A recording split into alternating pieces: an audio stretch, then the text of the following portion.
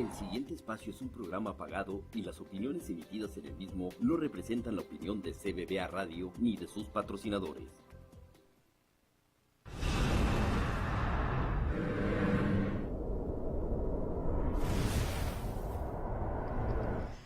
Hello, Houston. This is Elizabeth Miranda, or just Liz Miranda, as my friends call me. And I want to welcome you to our show, Casa y Vida Houston. We are so excited to be here on CBBA Radio, and I want to thank each and every one of you again for being here. Please share our link to, for anyone that you think might be interested. Please make sure that you comment also. We would love to hear what you have to say about our show.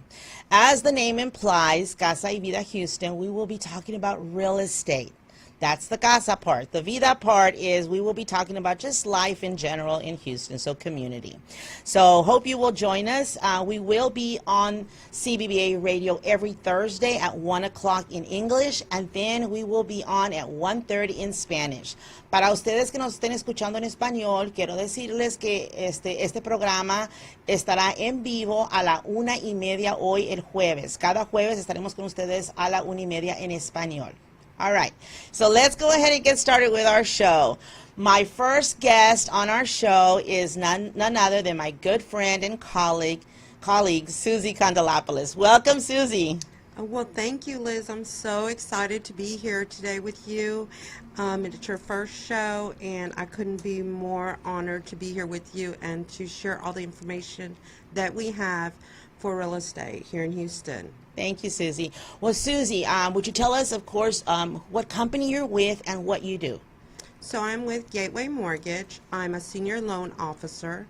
I've been a loan officer in Houston for over 20 years. I help people get qualified and pre-approved to purchase a house or refinance. Okay, well, that's very important, guys. The reason that I decided to have Susie on, or, as a loan officer, is because I talk to people every day that are looking to buy a home. And it still surprises me that so many people don't know that the first step in buying a home is to get pre-approved for a home loan. Quite often, people will call me, Susie, that, they want to buy a home, and they say, hey, I want to go look at a home. And I ask them if they've been pre-approved, and quite often, half of the time, the answer is no. Right. And so I always tell them, you've got to get pre-approved. Now, there's a few reasons. One of the reasons is because, well, first of all, you need to know that you're approved for a loan, that you actually can get approved. You might have a good credit score, but there are a lot of other factors that they take into consideration. So you want to make sure that you can get pre-approved. The second thing is you want to know how much you qualify for. You don't want to be looking at homes that are over your price range. So you always want to know how much you qualify for.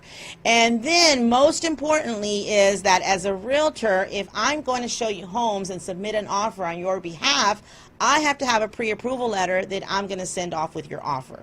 So you must get pre-approved first. So therefore, that is very important. That's what I thought is the first subject that we need to talk about on our show. So Susie, would you tell us, since you're the person that people call, right, what is the application process? What does a person need to do to get pre-approved for a loan? So the first step, the first thing that everyone needs to do when they want to buy a house is we need to find out, as Liz just said, you need to find out if you are qualified first. So that means we need to take a full application with your basic information, your name, your date of birth, your social security, your address, where you work, and basic information, and then the permission to pull your credit report. We're going to pull your credit report to see where your credit is. And then when we find out what the points are, what your credit score is, then we can tell you if you're qualified and you're ready to start the pre-approval process. So there's a difference between qualification and pre-approval. And what is that difference? What is the difference between pre-qualification and pre-approval? So the qualification is the application and pulling your credit, looking at the credit score, and also on that application we will ask where you work and how much you make and how much do you have in assets. Do you have money yet? Have you saved any money for your down payment and closing costs? So that's qualification. We review the whole application, credit score. If your credit score is within the minimum guidelines and you make enough money to support the new house payment and your current debt, then we say, okay, now you're qualified. Okay. That's qualification. Then on the pre-approval, then we will ask to see your documents, your income documents, your asset documents, your driver's license. We may ask for a month of pay stubs, 2 years tax returns, W-2s, and 2 months of bank statements. Once we review all of your documentation, then we can tell you if you're really pre-approved, and then we would issue you the pre-approval letter. Okay, well, that sounds like a long process. Is it a long process? It is not that long. It does sound like a lot. I know it could be overwhelming, especially for first-time home buyers, and that's okay. We're going to hold your hand through the process, and that will take, well, you can get qualified in 1 day, in half a day, in a few hours. Okay. Then we'll ask for your documents. You should be able to get pre-approved in 24 hours. Oh, okay. Well, that sounds pretty good. See, guys, so it's not that difficult. Sometimes people just don't want to go through the process, but really it's not that hard, and it's it's a very important first step. So let me ask you this, Susie. Is credit score just enough? I mean, some people would tell me, oh, I'm not going to have a problem getting pre-approved because I have a very good credit score. Is credit score enough? No, that's just one part of it. So the other part is making sure that you can support the debt, the new payment, your new house payment, plus your current debt. That means anything on that credit report, your car payment, any credit cards, any student loans. We will take that existing debt and put the new payment, and then we will see how much you make. Can you support the debt? So it's credit, then your income, and then your assets. Then it's how much do you have? Do you have enough money for down payment and closing costs? So there's several pieces there, several parts. Okay. Well, speaking of down payment and closing costs, do people need down payment? Let's talk about down payment first. Yes. Okay. So the minimum down payment you're going to need is, if you do an FHA loan, it's 3.5%. If you do a conventional loan, normally it's 5% at least down payment. If you happen to be a veteran of the armed forces and we do a VA loan, that is 100% financing. There is no down payment, but you still would have to pay closing costs. Okay. And so I'm sorry, did you say, you said it's 3.5% for an FHA? FHA is a government-backed loan. It's very common. A lot of lenders will use the FHA loan for first-time home buyers because the FHA loan only requires 3.5% and also has more flexible guidelines to get you qualified and approved. That's the FHA loan. Sounds good. Mm-hmm. And now what about closing costs? You mentioned closing costs. What are we looking at there? So closing costs, you're looking at the fees for the lender, and those all vary from lender to lender, pretty much the same, but they will vary a little bit.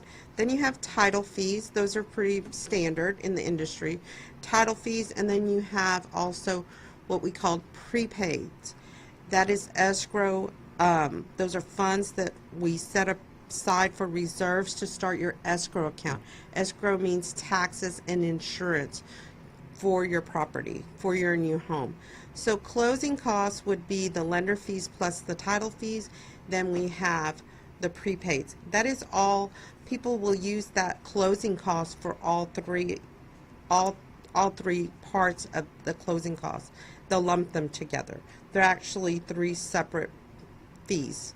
So on that, you're looking anywhere from, depending on the type of loan, for conventional or FHA, you're looking anywhere from $3,000 to $5,000 in closing costs. In closing costs. So that's closing costs plus you have to have a down payment. Okay. Now, can people borrow this money? Can they borrow their down payment and their closing costs? Normally, no. Most lenders do not allow for you to borrow funds for down payment. Down payment funds need to come from your own savings, your own bank accounts. It can come from retirement funds, 401k funds, can come from a gift. A lot of programs allow gift funds. And then, of course, we also have down payment assistance programs. We have several different programs that we work with. A lot of lenders work with them, and they are from either, most of them are from the state of Texas or through a nonprofit or the state. Okay, so can you tell us about those down payment assistance programs? Those sound very interesting. Oh, yes, they're very interesting. A lot of people are interested in them. We have a lot of experience in them. The down payment program, you can apply. You do have to have a lot of times a minimum credit score. I work with 5 or 6 different programs. I do have a program that goes down to 600. That's the HAT program. Most of them you need, and there's another one that is 620. That's the TDHCA program. And then you also, most of the other ones you need a 640. And then you are limited on the income. So most of the programs will go up to $82,000 for household income for FHA loans. On a conventional loan, a lot of them go up to $114,000. So the down payment is very accessible to a lot of people, a large portion of the market. Do you find that, so you do find that a lot of people do qualify for the down payment assistance programs? I really do. I have there's a lot of first-time home buyers that do qualify for those down payment assistance programs. Okay. Well, that's great information. Let me ask you one thing. I'm sure a lot of people that are online might be curious. Do you have any programs for people that have the ITIN number? In other words, they don't have a social. They don't have a social. That's a great question. I get that as well. You get it all the time, every day. Our company does not have an ITIN program, but we do have access. So don't let that stop you. We have resources. We have several referral partners that we can refer people to for the ITIN program. Okay, well, not a problem. So if that's your situation, that you've got an ITIN, don't worry. Like she says, she's got someone who she can refer you to. I also know of some excellent lenders that can also work with you with the ITIN. But I ask that because I know that a lot of people want to know that. Yes. Now, let me ask you this, Susie. What about if you have a couple, and let's say one person has a Social Security number and the other person has an ITIN? Would you be able to work with them then? Well, I can definitely work with a couple where one of them has a social and one of them doesn't. We would just try and qualify and approve the person that has the Social Security. If they qualify alone, then I can still help them. Oh. And if that's not, then we refer them to our referral partner. Okay. So it's not always the case where both people have to be on the loan. Is that correct? That's right. That is a good point. Not at all times do they both have to be on the loan. You can have it where just one of the spouses qualifies. And that's okay, because after they will not be on the loan, the other spouse, but they can definitely be added to the deed of trust, to the title of the property. Okay. And what about if you have a couple that maybe one person has good credit and the other person has bad credit? Would you be able to work with them? We can also do that as well, because it could be that we can work with the one spouse that does have the good credit, and that one spouse a lot of times will qualify a loan for the loan to buy a house. And again, we just have that one spouse on the loan that qualifies and is approved, and the other one can go on the deed of trust after we purchase the house. Okay. And one last question that's very important. How long does the closing take? Let's say that I have someone who wants to buy a house. We put him in a contract today. Yes. And how long is that closing going to take? That normally takes about 30 days. 30 days, we can normally do that. If it's an FHA loan, we may need a few days. Very maximum, very tops. My company, we can do it 30, 35 days very easily on FHA. Some companies may want 45 days, but not more than that. Okay. Well, 30 days is the standard in the industry. Well, it sounds wonderful. Well, Susie, you've given us a lot of information. Thank you. And if someone wants to get a hold of you, how can they get a hold of you? Oh, they can always get a hold of me. The best contact number is my cell number, and that's 281-250-2696. That's my cell phone number. Okay, well, thank you so much, Susie. Susie, I want to thank you so much for being with us on our first segment of Casa y Vida Houston. And we're going to go ahead and take a little break now, and then we will be right back with you. Don't leave us. We'll be back with another guest.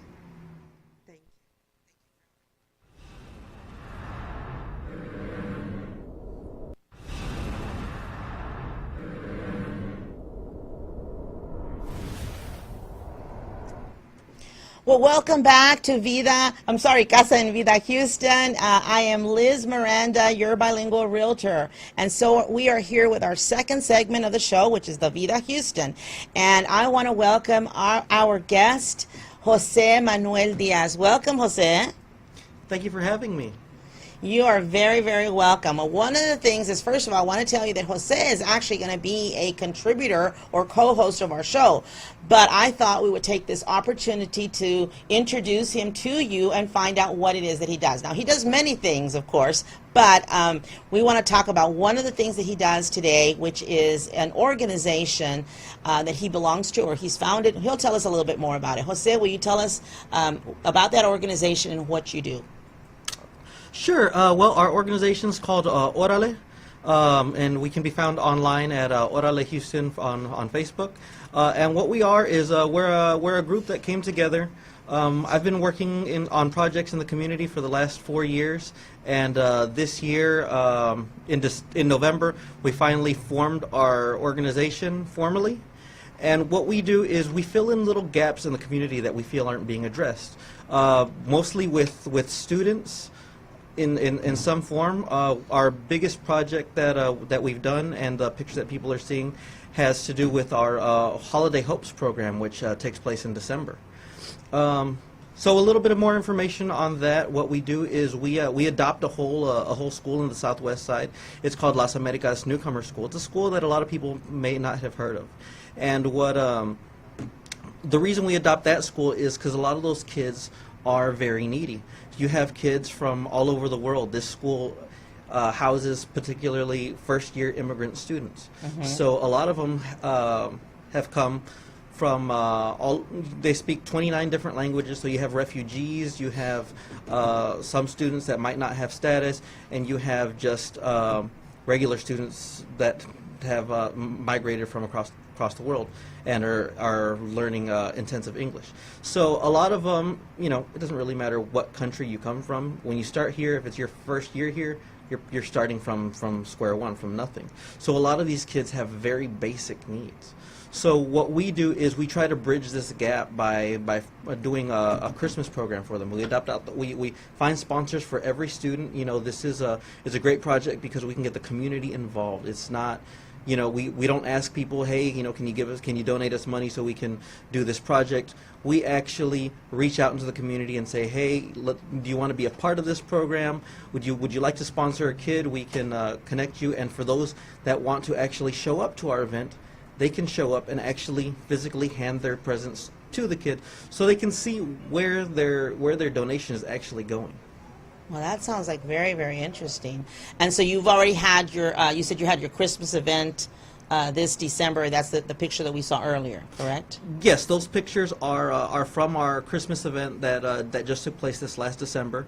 Like I said, it started in 2014. It was just kind of a whim that the school social worker, reached out. They had some kids that, their kids, like I said, a lot of them don't have their basic needs met. So when it comes to an event like this, what we do is we ask our donors, if they can do about 3 gifts, 2 needs and a want.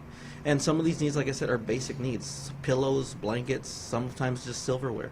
Wow. What about what do you have planned for 2018 or anything that you're working on right now? For 2018, our next project coming up is we work with another school. It's called Middle College High School at HCC Gulfston, and this is also another school. It's in the same part of town actually, and some of the students that have been at that school actually end up at the high school. And what we do for them is we adopt the school again, and this one we do their prom. Everything from dressing them, like we request dresses for the young ladies, to suits for the men. And I say suits, not necessarily tuxes, because what we try to do is we try to set them up for success. Because after prom, you're graduating, and so it's about having a well-fitted suit so that they have something they can go do interviews with, whether they be college interviews, whether they be job interviews. But we want to set these young men up for success, and we do take in donations for the young ladies as far as work clothes as well, so they have interview clothes, and that's how it started, and it's evolved to where we adopt the whole school and we put on the whole prom. We get a venue donated. The kids work with us to find resources on their own also for like food, and if they don't have that, then that's again where we step in and help them out. Okay, so let me make sure I understand. So what you do is you basically have adopted a school. The school, and I'm sorry, what's the name of the school again? It's the Middle College High School at HCC Gulfton. Okay, so you've adopted the school basically, and what you do is you get clothes for them for their prom. So you gather dresses for the ladies and suits for the young men. Is that correct, for their prom? Yes. And is this actually people bring the items or they purchase them? Which one is it? Again, it's similar to the other event where I like the interaction between the donors and the students. So a lot of them, I have plenty of suits in my closet that I don't wear anymore. I don't fit in, time's gone by. So I will donate those to the young men, and a lot of we have different drives, like a fraternity helps us out, and they'll donate their suits as well. And so it's not it's not one of these things where we ask for money. We ask for assistance. So if somebody wants to purchase a suit, or if they want to donate a gently worn one, then that's the kind of help we ask for. I see. And then as far as their prom, what is it that you're doing as far as the prom? You said you're going to get a location, and you also take care of the food and the entertainment, etc. Is that what you do? In years past, we've assisted in all aspects of it. We've been fortunate to have a donor, Cristina Morales with the Morales Funeral Home, has allowed us to use the Morales Radio Hall for events. Oh, wow, and that's nice. it's a beautiful venue. We've had 3 proms there now, and so what we do is, if there's a need, we've had people donate their time as DJs, or even my friends have filled in as DJs, and it's been pretty fun. The kids have a great time. But as far as food, there's companies that have donated food and cakes. You mentioned I do a lot of things. My business, Buenos Dias, has donated cakes to the school for prom. So it's a truly community-born effort. All right. Well, sounds like you're doing a great job, Jose. And thank you for doing that, of course. How can someone contact you if they're interested in participating in this organization? For those that are interested in contacting me, they can go to facebook.com/Orale Houston, and we can be found on most social media as at Orale Houston. Okay, well, thank you so much. So thank you for bringing us that information. Now, of course, as I mentioned earlier, Jose is also going to be one of our contributors on this show. So we will always have a segment. Our first segment will always be real estate, and our second segment will always be Vida Houston. So Jose, what can we expect for you to do for us on the Vida Houston segment in the coming weeks? Well, I like to be out in the community, so I mean, this can be anything from, I might show you my favorite taco places to eat, because my friends and I, we're known for enjoying great meals, to other organizations that are doing great work in the city. So I mean, it's going to be a little bit of everything. It's exactly what you say, Casa y Vida, and this is the Vida part. It's just life in Houston. Exactly. Well, yes, absolutely. We thought that was very important, that we have a show where we can also feature people in the community, because the community is very important. I think that homes are very important to the community, and the community is just very important to families. So I think it's just something that's very important. I want to ask you guys if you want to if you have any suggestions as far as people that we can interview on this show, please let us know. Please send your comments. If you know of any maybe new restaurants that have opened up, any businesses that have just opened up, any organizations that are out there in the community doing things that other people need to know about, let us know. Share that information. Give us your comments. Give us your opinions. We truly value you. We can't promise we're going to have everyone on the show, but hey, we're going to be here every week.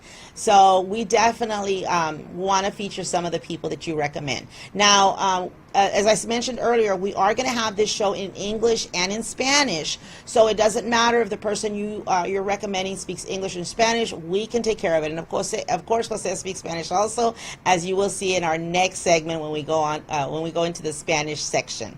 All right. Well, this is it for now. I want to say thank you, Jose, for being here on our show and for being one of our future contributors. And I want to say thank you to each and every one of you. The time has gone by so fast. Thank you so much for joining us on our first show. Again, remember, we're going to be live every Thursday at 1 o'clock in English and then at 1:30 in Spanish. See you next week.